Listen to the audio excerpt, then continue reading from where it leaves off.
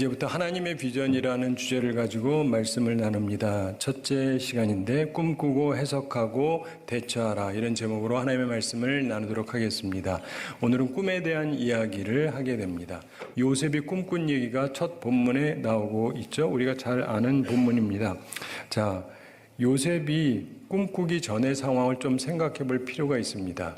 우리가 요셉을 보면서 꿈꾸는 사람이 되라, 이런 얘기를 많이 듣는데 그의 상황이 어땠느냐? 상황이 아주 안 좋았습니다. 그 사람이 좋은 꿈 꿀만 해서 꾼 게 아니고 상황이 굉장히 안 좋았다는 걸 이해하실 필요가 있어요. 요셉이 그 가족이 아주 특이한 가족이었죠.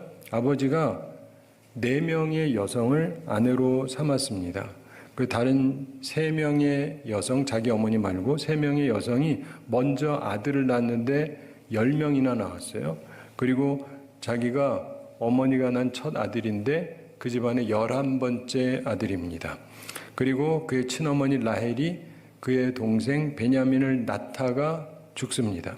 따라서 어린 요셉은 배다른 형 10명이 있는 집에서 갓난아기 동생 하나 돌봐야 되는 그런 어린 아이로 살았어요. 남들은 다 엄마가 있는데 자기만 엄마가 없어요. 나이도 집안에서 형들 다음으로 제일 어려요. 자기 동생이 하나 있지만 얼마나 처량하고 외롭고 불쌍합니까? 성경이 설명이 나오고 있지는 않지만 꿈을 꾸기 전에 요셉의 마음에 약간의 어두움이 있었을 것입니다. 자신은 어머니가 없습니다. 자신은 그야말로 배다른 형제들에게 눌려서 지냅니다. 말 그대로 모두 형입니다. 나이가 자기보다 많습니다. 그것은 대체로 형들이 힘이 세다는 것을 뜻하기도 하죠. 10대까지는요, 한 살 한 살이 큰 차이가 납니다. 따라서 항상 힘으로도 감당할 수가 없었을 것입니다. 동생이 하나 있지만 자기보다 어리니까 힘에 별 도움이 되지도 않았을 것입니다. 게다가 자기 편을 들어줄 엄마가 없습니다. 자기 형들은 다 자기들의 친어머니가 있는데 자기만 없어요. 그는 자신과 동생의 미래에 대해서 아마도 근심을 하고 있었을 것입니다. 항상 눌리고 살고 있는데 그나마 괜찮은 건 아버지가 살아있어서, 아버지가 그래도 아끼고 좋은 옷도 입혀주고 그러는데 그런다고 형들이 또 질투하고 미워하거든요. 그런데 이 아버지가 항상 있을 게 아니잖아요. 그럼 이 아버지가 언젠가 떠난다고 생각을 하면 아주 막막할 거예요. 그때는 어떻게 될 것인가? 그 미래에 대해서 염려하고 있었을 것입니다. 왜냐하면 미래에 아무리 생각해봐도 소망이 없기 때문입니다. 그런데 그러던 어느 날 하나님께서 그에게 꿈을 꾸게 하셨습니다. 형들의 그 단들이 자기 단에게 절하는 꿈을 꾸게 됩니다. 곡식단이. 그리고 해와 달과 별들이 자기에게 절하는 꿈을 꾸게 됩니다. 그의 불투명한 미래 앞에 큰 희망이 보인 것입니다. 근데 이 꿈이라고 하는 것의 의미를 이해하셔야 돼요. 그건 미래의 소망이에요. 뭐라고요? 미래의 소망. 그래요. 꿈이 중요한 이유는 이게 미래의 소망이기 때문에. 그러니까 꿈을 실제로 꾸지 않더라도 미래의 소망이 있으면 되는 거예요. 이해가 되시죠? 네. 살 수 있는 힘. 사랑하는 성도 여러분, 하나님께서는 우리에게 꿈을 주시는 분이십니다. 미래의 희망을 주기를 원하시는 분이에요. 그래서 우리에게 믿음, 소망, 사랑은 항상 있다 그러잖아요. 소망이 항상 있으셔야 돼요. 소망교회만 있는 게 소망이 아니고 우리 모두에게 있는 게 소망이어야 되는 것입니다. 앞이 불투명해요. 그럼 하나님을 바라보셔야 됩니다. 그리고 하나님께서 주시는 꿈으로 위로받는 우리 모두가 되기를 바랍니다. 자, 그런데 이 창세기 37장 본문에 요셉이 두 꿈을 꾸게 되는데 거기서 보면은 그 내용을 잠깐 먼저 살펴보시면 5절에 요셉이 꿈을 꾸고 자기 형들에게 말하며 그들이 그를 더욱 미워하였더라, 이렇게 성경에 말씀합니다. 6절에 보면은 요셉이 그들에게 이르되 청하건대 내가 꾼 꿈을 들으시오. 제가 꿈 꿨는데 한번 좀 들어보세요. 그러면서 7절에 우리가 밭에서 곡식단을 묶더니 내 단은 일어서고 당신들의 단은 내 단을 둘러서서 절하더이다. 자, 보통 이런 일은 없죠. 근데 하여간 그랬다는 거예요. 그랬더니 8절에 그의 형들이 그에게 이르되 내가 참으로 우리의 왕이 되겠느냐 참으로 우리를 다스리게 되겠느냐 하고 그의 꿈과 그의 말로 말미암아 그를 더욱 미워하더니 이렇게 말씀합니다. 사랑하는 성도 여러분, 이게 정상이라고 생각하세요? 이 사람이 언제 자기가 왕이 된다 그랬습니까? 그런 말 안 했죠. 근데 자기들이 그렇게 해석을 하면서 상대방을 나쁘게 얘기합니다. 자, 9절에 보면은 요셉이 다시 꿈을 꾸고 그의 형들에게 말하여 이르되 내가 또 꿈을 꾼즉 해와 달과 11별이 내게 절하더이다 하더라. 꿈을 꿨는데 해가 절하고 달이 절하고 별이 절했대요. 여러분 이렇게 생각해 보세요. 태양이 나한테 어떻게 해야 절하는 거죠? 그럼 달은 어떻게 해야 나한테 절하는 거죠? 11별이 나한테 어떻게 해야 절하는 거죠? 말이 돼요?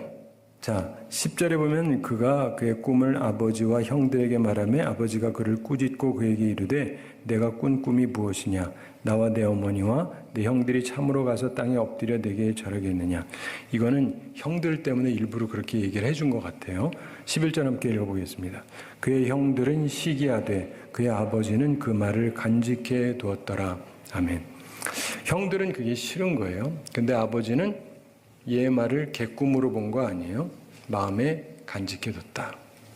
자, 사랑하는 성도 여러분, 그런데 하나님께서 이 요셉에게 왜 그런 꿈을 주셨는가? 모든 것이 어두운 그에게 왜 꿈을 주셨는가? 성경은 많은 경우 이유가 있는 경우가 많습니다. 물론 모든 게 여전히 은혜지만 그럼에도 불구하고 어떤 이유가 있는 경우가 많아요. 이 요셉에게는 우리들이 흔히 갖고 있지 않는, 우리가 배워야 되는 세 가지 아주 귀중한 모습을 갖고 있었습니다. 우리가 그걸 보고 갖출 필요가 있어요. 첫째가 뭐냐면 그는 나쁜 환경에도 삐뚤어지지 않았다는 것입니다. 첫째가 어떤 환경이요? 나쁜 환경에도 어떻게 하지 않았다고요? 삐뚤어지지 않았다. 이게 쉬운 게 아닙니다. 환경이 나쁘면 다 삐뚤어져요. 심리학자들이 자꾸 얘기하면서 문제아에게는 문제 가정이 있다는 얘기를 자꾸 합니다. 맞아요, 일반적으로. 그런데 이 사람은 문제 가정인데 삐뚤어지지 않았어요. 이게 매우 중요한 것입니다. 본문 앞에 나오는 2절에서 요셉이 17세의 소년이었다고 설명을 하면서 형제들하고 함께 양을 치는데 아버지의 첩 비라와 실바의 아들들의 과실이 있어서 그걸 아버지에게 고했다, 이런 설명이 나옵니다. 뭔지는 정확하게 몰라요. 근데 이 구절을 얼핏 보면 단순히 형들의 잘못을 아버지에게 고했다는 것으로만 보여지죠. 참고로 이것은 나쁜 의미의 고자질이 아니었다라고 생각이 됩니다. 여러분, 모든 것이 중요한 것은 의도라는 것을 기억하셔야 됩니다. 나쁜 마음으로 형의 잘못을 고자질해서 혼쭐 내게 해주려고 하는 자세냐, 아니면 형이 걱정이 되는데 자기가 말한다고 안 들으니까 이거 아버지가 나서서 바른 길로 인도해 주기를 바래서 그런 것이냐, 그 의도는 분명하게 다릅니다. 이것은 분명히 다른 건데 제가 보기에 요셉은 나쁜 마음이 아니라 성실한 마음으로 아버지에게 말한 것 같습니다. 근데 정말 중요한 건 이건데 가장 삐뚤어지기 쉬운 10대 중후반을 지내던 요셉, 그는 엄마도 없었습니다. 그러나 오히려 형들의 잘못을 논할 수 있을 만큼 반듯하게 성장하고 있었다는 것입니다. 그는 도덕성을 갖춘 청소년으로 자랍니다. 형들의 죄에 함께 가담하지 않았습니다. 어머니 없이 자라는 것은 분명히 나쁜 환경입니다. 그러나 그는 비뚤어지지 않았습니다. 형들의 죄에 가담하지도 않았습니다.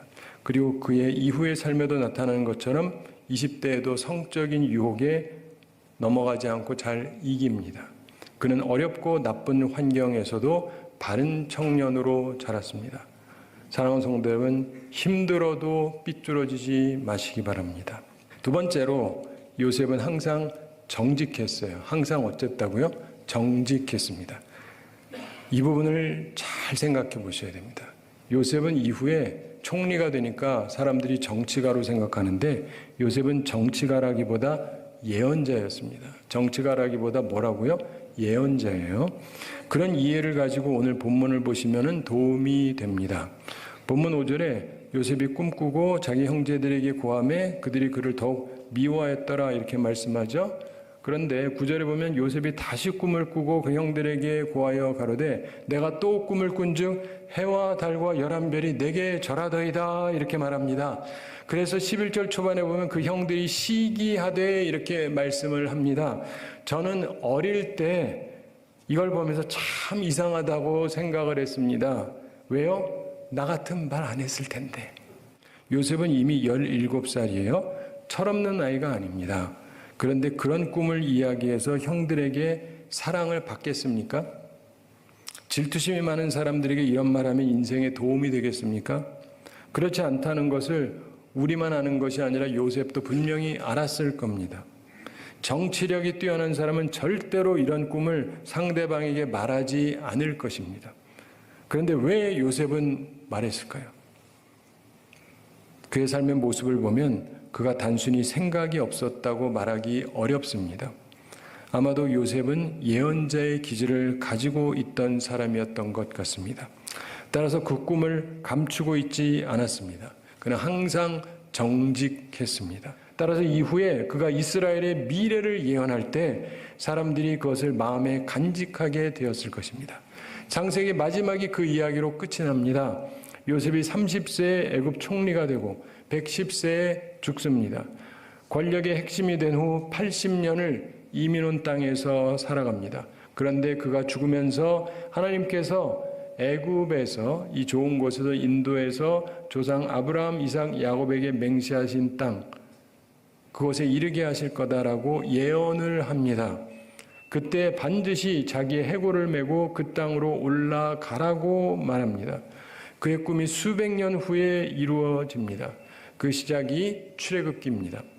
요셉은 하나님의 예언자였습니다. 즉 요셉은 예언자로서 자신의 미래에 대해서 17살에 정직하게 대언했던 것입니다. 그리고 무엇보다도 하나님께서 요셉이 그렇게 말하도록 허용하셨다는 것에 주목하시기 바랍니다. 하나님께서는 때로 내게 해가 가더라도 진실되게 말하라고 하신다는 것을 기억해야 됩니다. 요셉의 탁월함은 정직함에 있었습니다. 그런 사람에게 하나님께서 큰 꿈을 주셨습니다. 그리고 이스라엘의 미래를 예언하고 그 꿈을 가지고 살아가게 하신 것입니다. 바르게는 하나님의 자녀답게 항상 진실을 말하는 정직한 우리 모두가 되기를 바랍니다. 세 번째, 요셉이 가지고 있었던 아주 중요한 특성, 그것은 요셉은 항상 용감했다는 것입니다. 그는 항상 어땠다고요? 용감했습니다. 그의 형들의 잘못을 아버지한테 말한 것도요, 용감한 행동입니다. 사람이 아주 어릴 때는 잘 몰라서 뛰어드는데 그러나 벌써 만 17살쯤 되면 자신의 몸을 사릴 줄을 알게 됩니다. 그러나 요셉은 용감하게 형들의 잘못을 아버지에게 말했습니다. 그런 사람에게 하나님께서 하나님의 비전 꿈을 보여주셨던 것입니다. 사랑하는 성도 여러분, 우리도 환경이 어렵더라도 삐뚤어지지 말아야 됩니다. 그리고 정치적으로 자꾸 보고 이러면서 할 말을 안 하는 게 아니라 정직해야 돼요. 그리고 겁먹고 쭈그러들고 이러는 것이 아니라 용감해야 하는 것입니다. 그런 사람에게 하나님께서 하나님의 비전 꿈을 주셨어요. 사랑하는 성도 여러분, 우리도 요셉 같은 사람들이 되어서 하나님께서 주시는 꿈을 꾸는 사람들이 되기 바랍니다. 여러분의 자녀하고 후손에게도 그것을 가르치시기 바랍니다. 그래서 요셉처럼 환경이 나쁘다 할지라도 어렵더라 할지라도 하나님께서 주시는 꿈을 꾸고 미래의 소망을 가지고 승리하는 사람이 되도록 인도하는 여러분들이 다 되시기를 바랍니다. 오늘 두 번째로 기억할 것은 첫 번째는 꿈을 꿔야 된다는 거고 두 번째는 해석해야 된다는 것입니다. 아까 말씀드린 것처럼 어떤 건 해석이 필요 없어요. 너무 명확해서. 근데 많은 꿈들이 불명확해요. 상징이어서 이게 무슨 뜻인가 하는 것들이 있습니다. 그래서 꿈을 해석을 해야 되는데 제대로 해석을 해야 됩니다. 오늘 두 번째 보는 본문과 첫 번째 보는 본문 중간에 또 다른 부분이 하나 있는데 요셉이 감옥에서 두 관원장의 꿈을 해석해 주는 장면이 나옵니다. 하나는 좋은 꿈, 하나는 나쁜 꿈 그랬습니다. 그대로 잘 해석을 해줘요. 많은 경우 해석이 틀린 경우도 있죠. 그러면 소용이 없고 정확히 해석을 해야 됩니다. 그러니까 꿈 해석이 별거 아니라고 생각하지 마십시오. 시대를 읽고 미래를 본다는 건 굉장히 큰 거예요. 일단 그런 거예요. 그래가지고 그걸 가지고 하셔야 후회 없이 살아갈 수가 있어요. 그러니까 잘 해석하는 분들이 되시기 바랍니다. 세 번째 더 중요한 게 있습니다. 대처해야 된다는 것인데 오늘 두 번째 본문에서 그것을 보게 됩니다. 두 번째 본문을 보시면 창세기 41장에 바로가 꿈을 꿉니다. 아까 말했던 관원장들의 꿈을 해석하고 나서 2년이 지나요. 그리고 나서 바로가 꿈을 꿉니다. 그래서 이상한 꿈을 꾸는데 이거를 사람들한테 말하는데 사람들이 해석을 하지를 못합니다.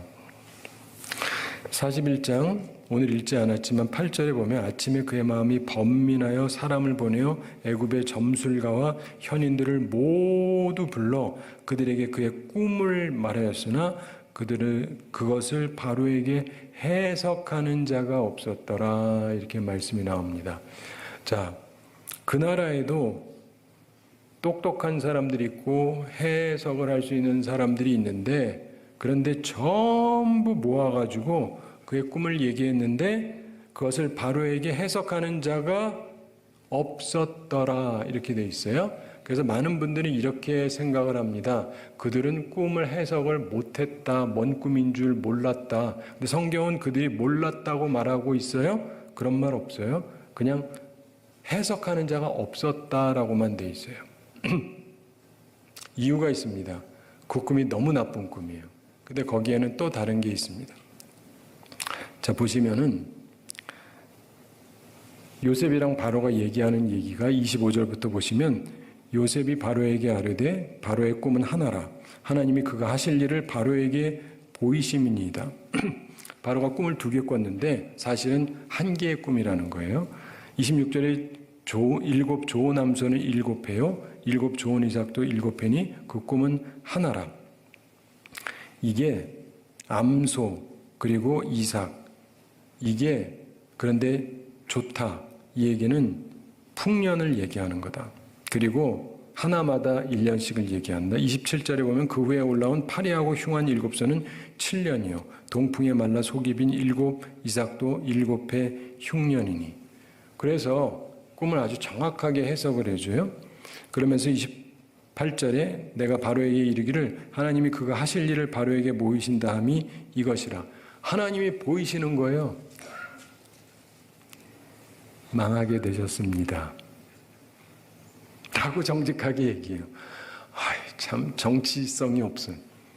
그런데 29절 보시면 온 애굽 땅에 7회 큰 풍년이 있겠고 30절 후에 7회 흉년이 들므로 애굽 땅에 있던 풍년을 다 잊어버리게 되고 이 땅이 그 기근으로 망하리니. 망할 거래요. 31절 함께 읽어보겠습니다. 후에 든 그 풍년이 너무 심함으로 이전 풍년을 이 땅에서 기억하지 못하게 되리이다. 아멘. 죄송합니다. 망하게 되셨습니다. 이 나라 망합니다. 끝. 너무 정직해. 그런데 이게 문제가 안 된 이유가 있어요. 그 2년 동안 이 사람이 업그레이드가 됐어요. 꿈을 해석하는데 그냥 사실대로 정확하게 해석하는데 그거보다 나아질 게 뭐가 있어요? 네, 있어요. 이 사람이 2년 동안에 그걸 이룩한 거예요. 그래서 하나님이 2년 동안 감옥에서 못 나오게 하신 거예요. 그러면서 32절을 보시면 바로께서 꿈을 2번 겹쳐 꾸신 것은 하나님이 이 일을 정하셨습니다. 하나님이 속히 행하시리니. 옛날에는 하나님이 하신다니까 끝나는 거거든요. 그런데 이상한 소리를 해요. 33절 함께 읽어보겠습니다. 이제 바로께서는 명철하고 지혜 있는 사람을 택하여 애굽 땅을 다스리게 하시고. 아멘. 이게 뭔 소리예요? 명철하고 지혜로운 사람을 택해서 애굽 땅을 다스리게 하시면 그걸 막을 수 있다는 얘기를 하는 거예요. 자, 하나님의 뜻을 막는 겁니까? 목사님이 이러니까 또 헷갈리죠. 이걸 우리가 이해하셔야 돼요. 하나님이 우리한테 나쁜 꿈을 꾸게 하시는 건 너 망했다가 아니라 망하지 말라고 주시는 거예요. 나쁜 꿈을 꿨어요. 여러분 망해요. 그럼 끝이잖아요. 근데 미래가 없어요. 근데 하나님께서 그에게 생각하게 하시는 거예요. 망하게 된 자도 살릴 길이 없을까? 그래서 이걸 깨달은 거예요. 그래서 여기서 해결책이 나오는 거예요. 해결책. 그러면서 34절에 보면 바로께서는 또 이같이 행하사 나라 안에 감독관들을 두어 그 7해 풍년에 애굽 땅의 5분의 1을 거두되, 그러면서 어떻게 해야 되는지까지도 설명을 해요. 풍년이 있을 때. 그리고 35절에 그들로 장차올 풍년의 모든 곡물을 거두고 그 곡물을 바로의 손에 돌려 양식을 위하여 각 성읍에 쌓아두게 하시고, 이것도 방법을 다 가르쳐줘요. 이게 있으면요 다 중앙으로 갖고 와야 되잖아요. 아니 그러지 말고 각각에가 돌아. 우리 서울에다가 다 갖고 오지 말고 뭐 경상도는 경상도에, 전라도는 전라도에, 충청도는 충청도에, 거기에다가 다 비축하게 해라. 왜냐하면 다 갖고 오면 나중에 또 가져가는 것도 일이에요. 거기에다가 다 준비를 해놓으라. 이렇게 아예 대비가 돼 있어요. 이 사람 머리 자체가. 그러면서 36절 함께 읽어보겠습니다. 이와 같이 그 곡물을 이 땅에 저장하여 애굽 땅에 임할 7해 흉년에 대비하시면 땅이 이 흉년으로 말미암아 망하지 아니하리이다. 아멘. 엄청난 얘기를 하는 거예요. 확실하게 망해 한 명 죽는 게 아니라 나라가 망하게 됐어요. 안 되지 않습니까? 근데 이 사람은 해결책이 있어요. 이게 달라진 거예요. 달라진 거예요. 자기가 꿈꾸는 사람이었고 꿈을 해석하는 사람이었고 그 미래를 정확하게 예견을 하는데, 더 중요한 거는 최악의 상황이라 할지라도 뒤집을 수 있는 하늘의 지혜를 얻은 거예요. 하나님이 그것을 위해서 2년 동안 더 고생케 하신 거예요.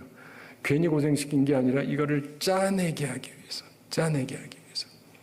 사랑하는 성도 여러분, 하나님은 참으로 위대하신 분이십니다. 하나님께서 우리에게 꿈을 주셔서 상황을 극복하고 살아가게 해주시고, 또 미래에 대해서 정확하게 해석하고 분석해서 준비하게 하시되, 좋은 거야 그럴 수 있지만 나쁜 건 길이 없지 않습니까? 아니요. 나쁜 것도 뒤집을 수 있다라고 하는 것을 하나님은 우리에게 가르쳐주고 계십니다. 할렐루야 아닙니까? 정말 주님을 찬양할 일이죠. 사랑하는 성도 여러분, 우리의 인생에서 어려움이 있다고 해서 너무 절망하지 마십시오. 그리고 결국 형들도 사실은 이 동생의 꿈, 그리고 그의 실제적인 삶 때문에 구원을 받게 되잖아요. 그 형들의 가족들도 다 그 안에서 구원을 얻게 되고, 그래서 결국 꿈꾸는 자와 함께하는 사람들이 함께 은혜를 누리게 됩니다. 저는 이런 생각을 합니다. 진짜 큰 꿈은요 당대에 잘 안 돼요. 아브라함의 꿈도 당대에 이루지 못했습니다. 그러나 그가 꿨던 꿈, 하나님이 말씀해 주셨던 그 꿈, 그것이 수백 년 후에 이루어지죠. 사랑하는 성도 여러분, 하나님은 우리로 하여금 꿈꾸게 하시고 해석하게 하고 대처하게 하십니다. 하나님은 여전히 우리를 사랑하십니다. 그리고 우리는 하나님의 은혜로 살아가죠. 나의 나 된 것은 오직 하나님의 은혜입니다. 그렇지 않습니까? 사실 일반적으로 꿈이라는 건 별것 아니라고 볼 수도 있어요. 그런데 그 꿈, 좋은 꿈 아무나 꾸게 되지가 않습니다. 하나님께서는 하나님의 자녀들이 꿈꾸는 자가 되기를 원하십니다. 하나님의 비전을 보기를 원하십니다. 사실상 하나님의 은혜로 우리가 비전도 받게 되고 비전도 나눌 수 있는 것입니다. 그리고 꿈꾸지 않는 분, 꿈꾼 사람, 하나님께서 비전 주시는 사람을 괴롭게 하지 말고 잘 지내시는 게 좋습니다. 그 형들이 그랬잖아요. 그러면서 결국은 행복하게 됩니다. 사랑하는 성도 여러분, 바라기는 하나님 앞에서 겸손하게 하나님께서 주시는 꿈을 꾸고 해석하고 대처해서 모든 상황을 합력하여서 선을 이루도록 만들고 사랑의 삶을, 행복한 삶을 살아가는 우리 모두가 되기를 우리 주님의 이름으로 축원합니다.